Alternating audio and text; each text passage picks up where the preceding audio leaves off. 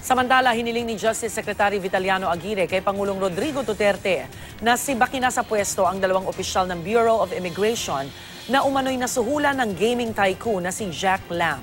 Tinukoy ni Aguirre sa kanyang liham sina Immigration Deputy Commissioners Al Argosino at Michael Robles. Inirekomenda rin niyang matanggal sa pwesto ang iba pang opisyal ng immigration na mapapatunayang sangkot sa nangyari umanong suhulan. Kahapon lang isinuko ni na Argosino at Robles ang 30 milyong piso na bahagi raw ng 50 milyong pisong suhol sa kanila ni Jack Lam na ipinadaan umano kay dating Police Chief Superintendent na si Wally Sombero. Pero giit nila hindi ibig sabihin itong nasuhulan nga sila.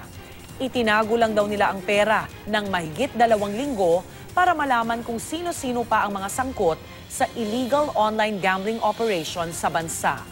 Pag-amin pa ng dalawa, ibinigay raw ang pera para ma-dismiss ang deportation case laban sa mga undocumented Chinese na illegal na nagtatrabaho sa mga kasino ni Lam. Pero noong December 9, ibinigay raw nila ang 18 milyong piso kay Immigration Intelligence Chief Charles Calima. Habang napunta naman daw ang 2 milyong piso kay Sombero. Itinanggi ni Calima ang alegasyon.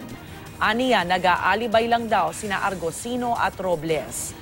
Ayon naman kay Sombero, walang nangyaring suhulan. Patuloy pa nating sinisikap na makuha ang panig ni Jack Lam.